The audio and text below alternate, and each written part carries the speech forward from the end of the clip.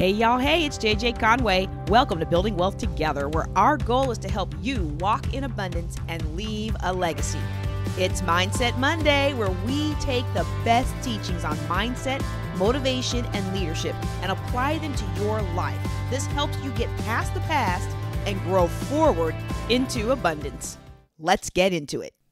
All right, everybody, I have truly enjoyed our Women's History Month book study, the book Zoned In by Sheryl Kline, The Mental Toughness Required for a World-Class You.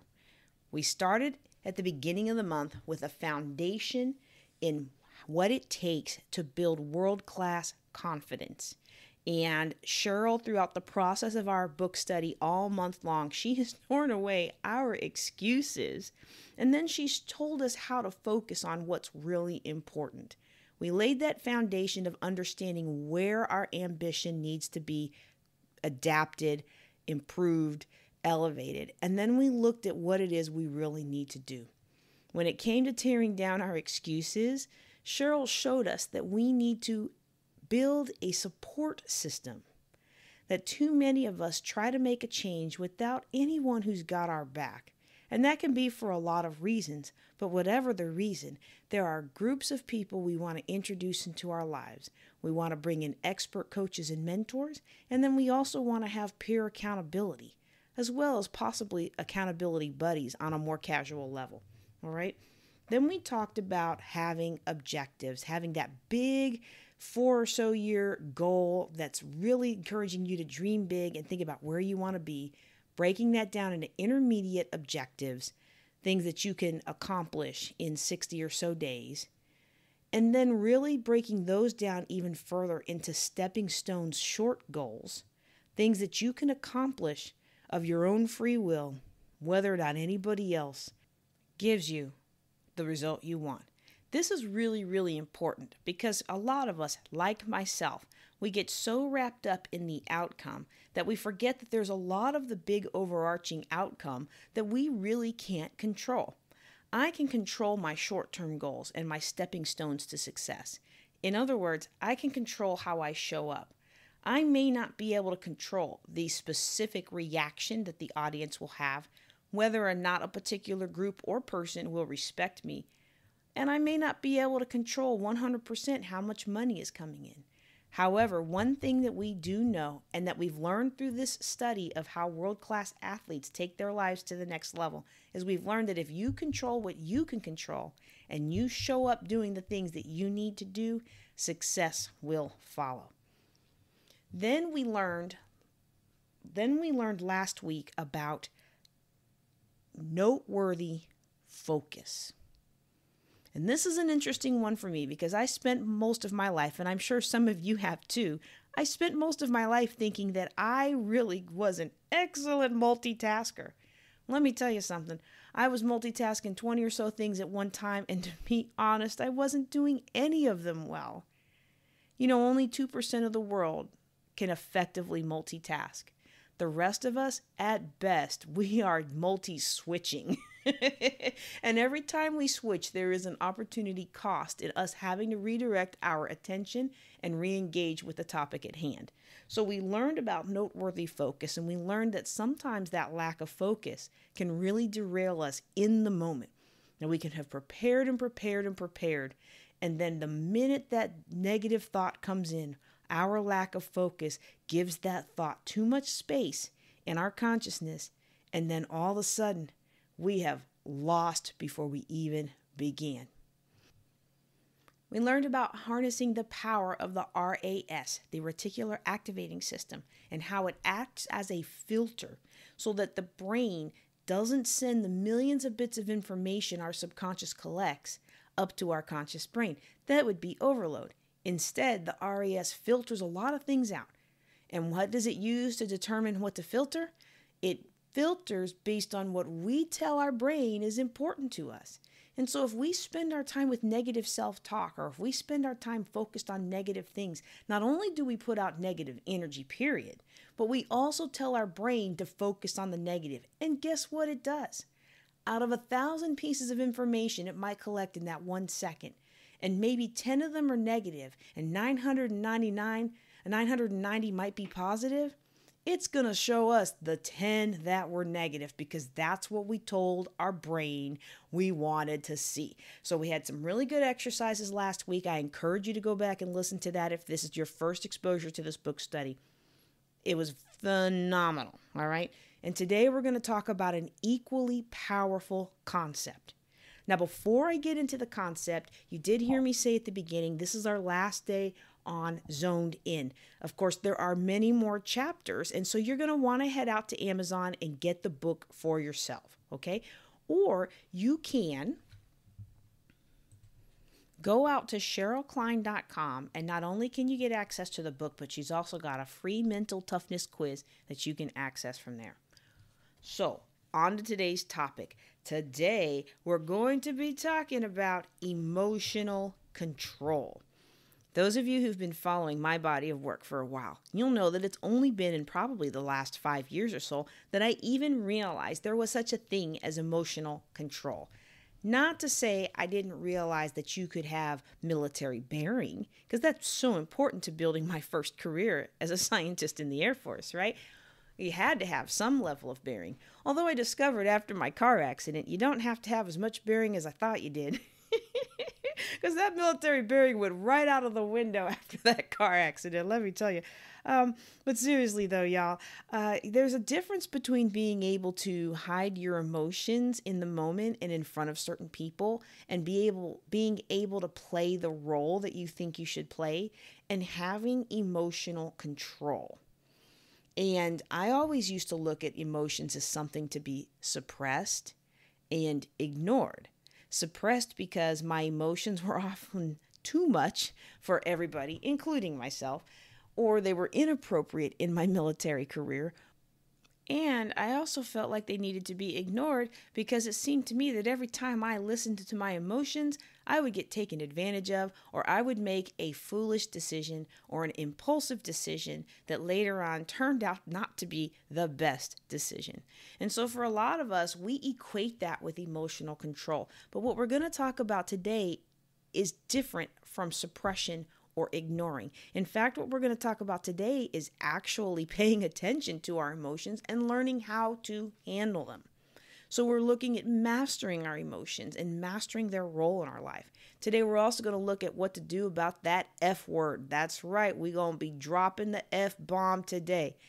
Probably not the F-bomb you thought, because I am still a holiness minister.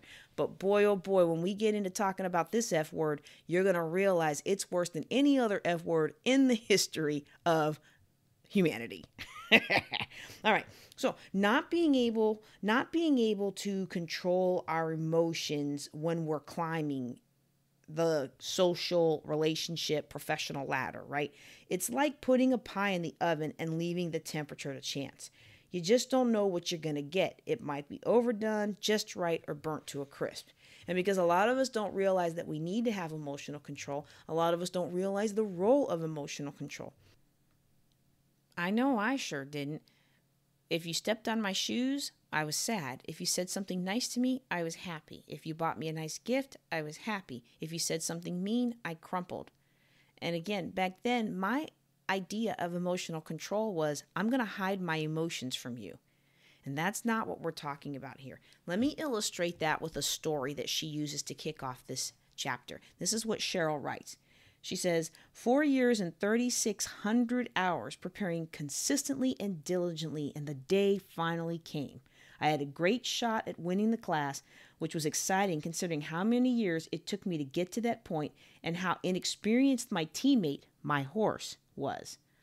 I was at the time on deck waiting for the gate to enter into the arena. The horse and rider before me maneuvered the course of 12 fences, clearing each one with ease. I thought about the sacrifice my parents had made for me so I could compete in my sport. Now, for those of you who don't know, equestrian sports are not kind on the middle-class family budget, okay? So here's what she's saying. My mind wandered back to past failures when the unthinkable happened. I went off course, resulting in a disqualification. Then I traveled forward, asking myself a question that evoked an increased heart rate, shallow breathing, and sweaty palms. What if it happens again? She says that her mind was everywhere but where it should be, in the present moment. The gate to the arena opened, my name and number was called, and I was jolted from my fear of past failures and future what-ifs. But by then, my mind was everywhere except where it needed to be. After the traditional respectful nod to acknowledge the judge of the competition, I began a roughly 2.5-minute journey around 12 fences. I then caught sight of an opponent who had already had a near flawless round. My mind shifted from the present connection with my horse to the future. What if I can't measure up? Fence 1 and 2 went well, then I looked for fence 3 and couldn't see it. Which one was it? In a split second, I was lost in the arena, impulsively making a left turn to what I thought was fence 3, then knowing it wasn't. My biggest fear materialized and robbed me of the best performance possible and created the look of heartbreak on my parents' faces that I so desperately wanted to avoid. 4 years and 3,600 hours of deliberate and focused practice for nothing, or so it felt. And from that day forward, fear of failure tempted me and won over and over. This fear was loyal as it lingered like an unwanted admirer, the thought of the remainder of my younger years and well into my first career. I thought, why put in all the hard work if I'm just going to fail again? How many of you today have been playing small or not even been playing at all?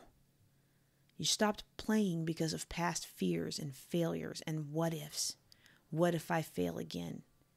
Because in the past you worked so hard and then things didn't work out and you thought, why put in all the hard work if I'm just going to fail again? You know, vivid and visceral negative emotions, such as a major disappointment or failure, can have a profound impact on memory and behavior as opposed to ordinary occurrences. And we've seen that in the classes that I've taught, right? The stronger the emotion, the more stickier the event is in our subconscious. And so we can have a string of wins, but man, we get that one loss, that one that's embarrassing and everybody saw it. Oh my goodness, it doesn't matter how many wins you had in the past. That's the failure. That's the emotion that sticks, y'all. And so we have to understand these emotions and how they continue to derail us. Then we have to learn how to take charge of them so we can harness their power for good, all right? You know, a lot of us think that people who are super successful don't have these strong emotions or don't have these fears of failure. And that's not true at all, okay? World-class athletes and business professionals absolutely feel fear, doubt, frustration, and other negative emotions. Having the tool set to be highly aware of our emotions, specifically the ones which are constructive and which ones are destructive, and then understanding how to use them to our advantage, that's where progress, courage, and success live.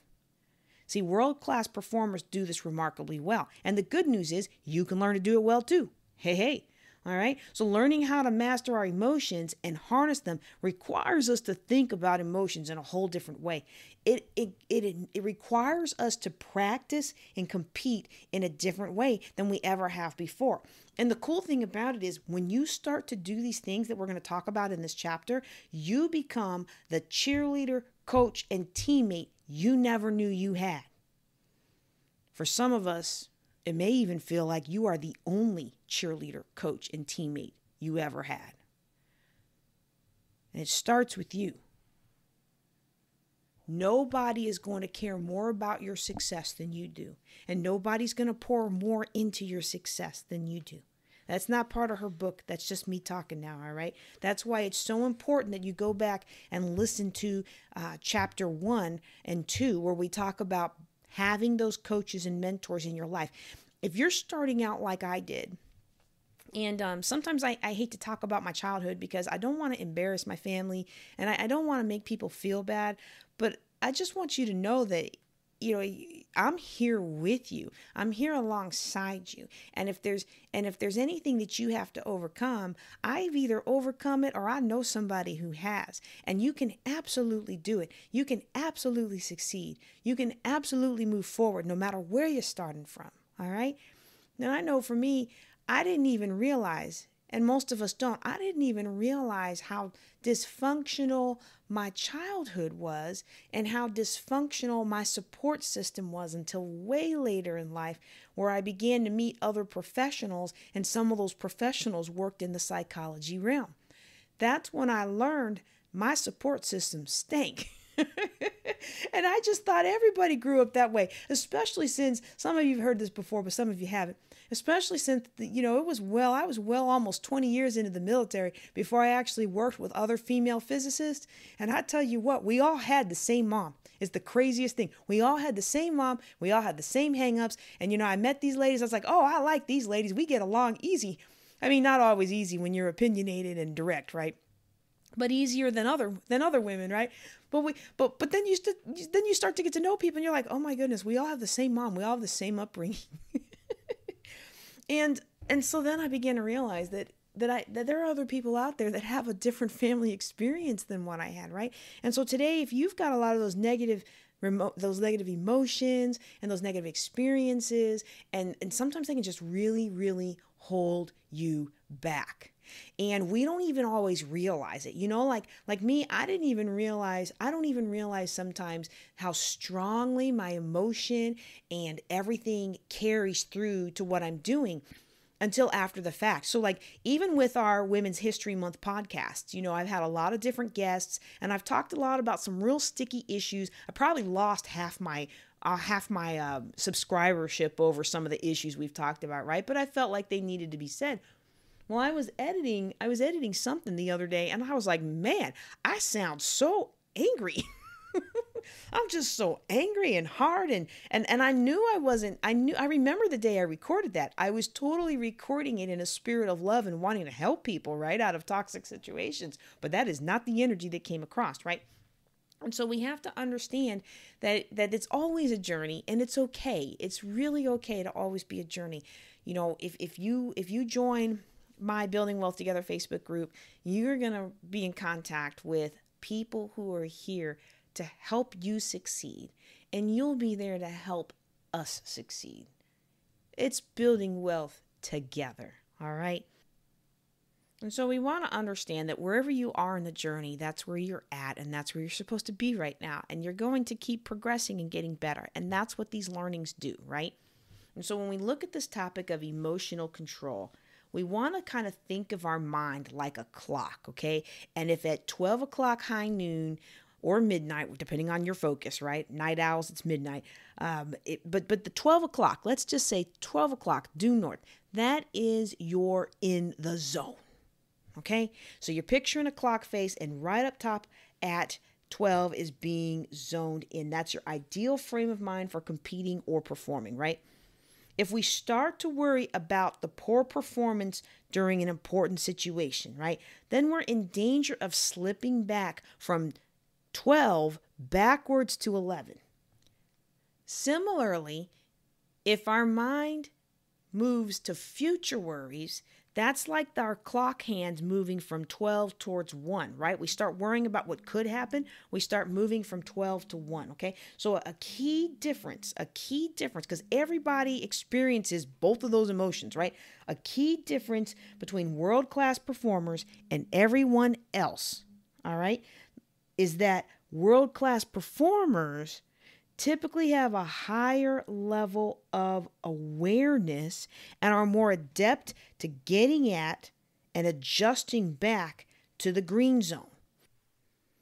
World-class athletes and high-performing business professionals, amazing moms, none of these folks are any different from you in having negative thoughts, okay?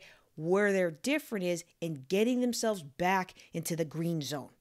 Where they're different is being able to recognize, hey, that's a thought that is not going to help me right now.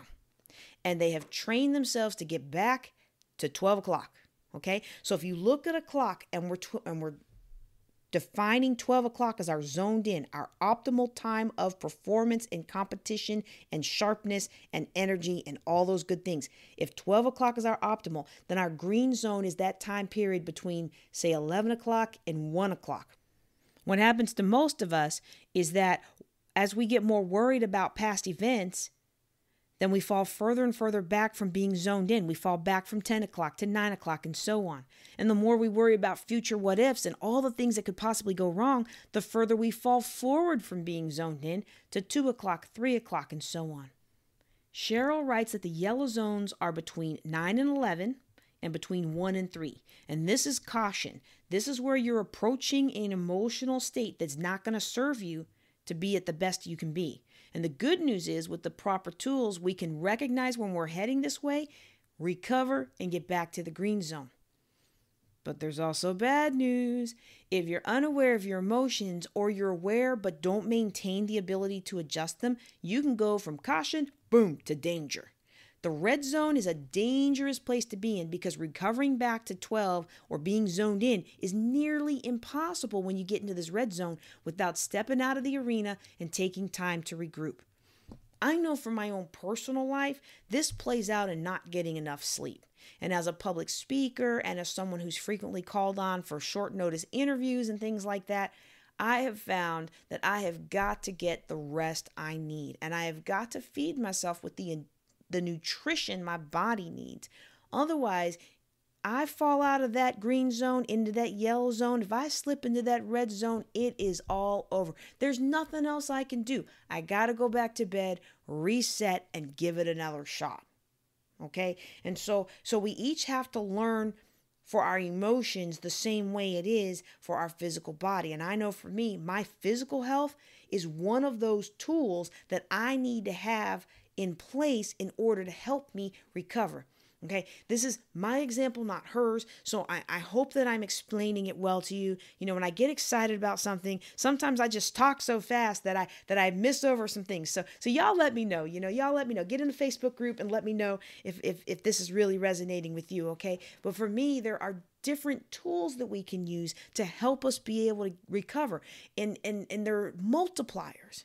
And for me, my physical health and the relationships with my family, those are multipliers. Those are things that help me to respond and to rebound when my emotions try to get the best of me, okay? And so we have to remember that it is something we can do to optimize our emotions. We got to know this. Too many of us have been living a reactionary life. And I'm encouraging you today to start living your life by design and not default. All right? So what can we do about it? Well, her framework for optimizing our emotions is called RRS. First of all, recognize that an emotion is not serving you. Recognize when these things come up to you and they're not good for you. You know, sometimes we pass from the green to yellow and even to the red without even being aware of what's happened till it's too late. So step one is to really raise our awareness level going into that high pressure or high stakes situation. Are you nervous, worried, calm, anxious? How many of you are like me today? Like if someone asked you, are you nervous? You'd be like, oh no, I got this. But when you look back on it, you realize just how nervous and anxious you were, right? And so we got to learn to recognize those things before they take over us. We got to recognize those emotions before they take over us. And so one is recognize. Number two is release an emotion that does not serve you. And so there's different ways to do this. And some people take some really deep belly breaths. Other people can imagine their favorite color when breathing out. There's a really neat technique for interrupting anxiety and depression, and that is to breathe in for a couple seconds, hold your breath for a couple seconds, and then exhale for double however long you held it in. Okay. And so, I think the original guideline was like breathe in for 5 seconds, hold it for 4 seconds, and breathe out for 10. Well, I have a lung defect, so I can't do it that way. So I just do my own thing, right? You find something that works for you. But there's all kinds of different things you can do to release that emotion. And part of it comes from acknowledging that sometimes these emotions come to serve you. I'll be honest, a lot of times the negative emotions that come up in my life, I feel like they come straight from the devil to try to derail me, discourage me, discombobulate me, and any other negative word you can think of that stops me in my tracks. But the more and more adept I get at identifying and releasing these emotions, the more and more I realize that they sometimes do come to serve a purpose. And we're going to talk about that in a second, okay? And so we want to take the emotion, we want to recognize it, we want to see it for what it is, and then we want to release it. And then the S part of her RRS strategy is just that. Strategize. Decide what's most important to you that you have control over in that moment, and then usher your thoughts there. Okay? And so again, we're moving from the things we can't control. You can't control the past. You can't go back and fix it. All right? You can't control the future because you don't know what's happened yet. You're just projecting, and you might be right, but most of the time we could be wrong and anxious for nothing, right? So what we can do is take back our power by looking at exactly what can I control within the frame that I have available to me right now. This is how you take control of your performance and not allowing it to control you. Now it's time to talk about the F word, y'all. Let's talk about this F word that ruins so much of our potential. By now, you probably figured out which F word I'm talking about. I am talking about fear. Sometimes simply releasing an emotion doesn't work, right? We release and we take it back, and we release and we take it back, and we release and it pops back up. And then it pops back up in like 20 different forms, right? So sure, I don't want to minimize the fact that some fears are super real, right? Maybe you're so fearful that a couple of deep belly breaths, they're not going to move the needle from yellow back to green, okay? So it's important to understand that fear has an important place in accelerating progress and performing our best, especially under pressure. It just depends which lens you view fear through, okay? And so this is something that we were just talking about. Fears come up, and sometimes you can turn your fear, and not sometimes, you can learn how to turn your fear into your biggest ally. And so rather than fear enticing you into the red zone and leaving you there paralyzed, right? Unable to recover your best performance, you can use it to your advantage, okay? So most of us, this is what we do. Most of us, we try to push fear away, and we encourage others to do the same, right? We're like, oh, don't worry, it'll be fine. Look at the silver lining. God's got a purpose for you. The Lord only allowed you to go through this so he can bless you.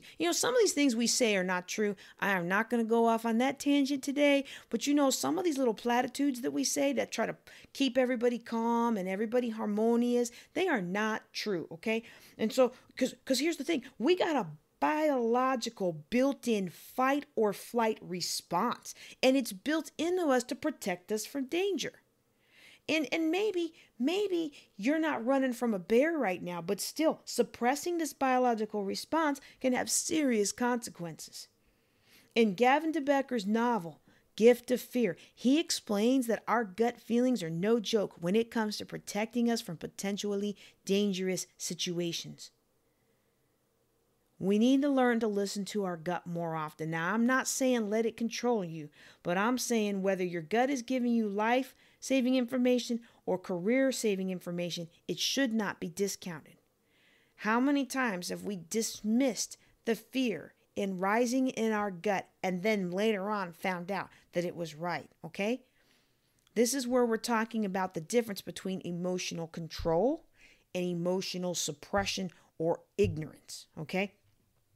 It is important to court the fear, learn from it, and not be afraid of it. If you sense fear, it may be for a good reason, okay? So we can face our fear. I know you can face your fear. And just like Sheryl writes, I believe in you. I believe that you are capable of succeeding beyond fear and beyond your current circumstances and situation. I believe that if you will take an honest look at your life, that you will realize you have achieved some form of greatness, that there are things you have done well, and you'll be able to look back on those successful times and harness that positive energy instead of always dumping on yourself and making yourself feel like you're not good enough and you're not worthy.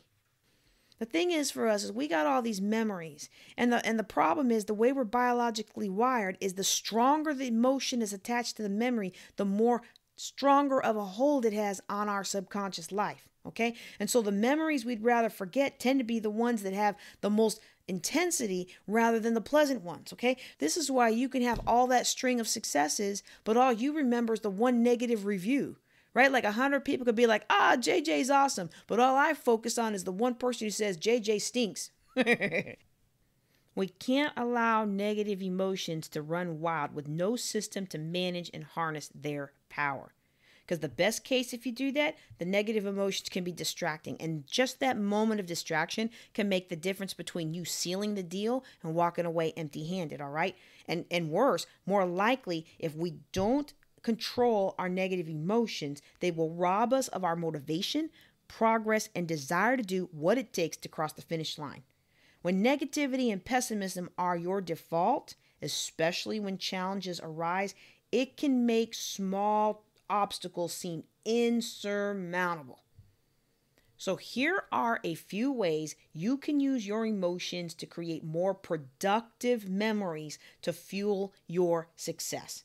1, you can create positive, strong emotions after an event. So that means when you do something well, be aware and attach a lot of emotions to it. This is why it's so important to celebrate. How many of you are like me? You use something really well and you like, oh, that's great. On to the next thing. No. Take some time to celebrate and attach some super huge positive emotion to it, okay?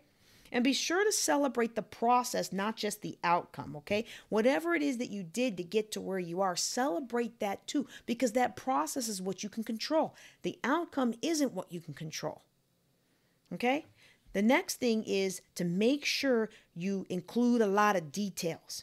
It is easier to remember events when we surround our wins with a lot of emotion. That's why it's important to create those strong positive emotions after a successful event, right? But now we got to take it a step further by adding the details. Y'all have heard me talk about this so much. This made the difference in my life and being able to really attract and magnetize into my life what I wanted. And that is the details. Because, we want to look at the energy. We want to look at how we acted. We want to look at all the things that go along with it and celebrate and really cement those details into our memory of what happened. Then we want to remember that increased emotional arousal is more important than the information. So even if what you say is 100% correct, even if it's absolutely important to the other person, it's in danger of falling on deaf ears, not having the impact it could if there's not a high level of emotion attached to it, okay? And so this is like the intellectual way of saying how we make people feel is even more important than what we say. But guess who it's the most important to, y'all? Ourselves. Expressing emotion in our own thoughts, these conversations we're having with ourselves, that is important too. And we may know how to do or say the right things when dealing with somebody else who we're trying to sell to or we're trying to coach a client, but we have to understand that our self-talk matters. How we make ourselves feel is even more important than what we say. This combination of emotions and your own internal dialogue is one of the most powerful things you will ever do to unlock success in your life, okay? And so I'm going to encourage you to get the book. I'm going to encourage you to connect with Sheryl at SherylKline.com, okay? I'm going to encourage you to dig into the rest of this book because the rest of this book, she talks about the inner dialogue. In the rest of this book, she talks about how to really have that voice of success for yourself first and then others. She digs into imagery training. She digs into how to utilize your errors. I mean, it's totally a secret weapon to your success, right? She shows you how to bring it all together so that you can be the most confident, productive, and joyful you imaginable. All right. Again, the book we've been studying is Zoned In by Sheryl Kline, and you can find that at Amazon at jjclink.com/zone. That's jjclink.com/zone.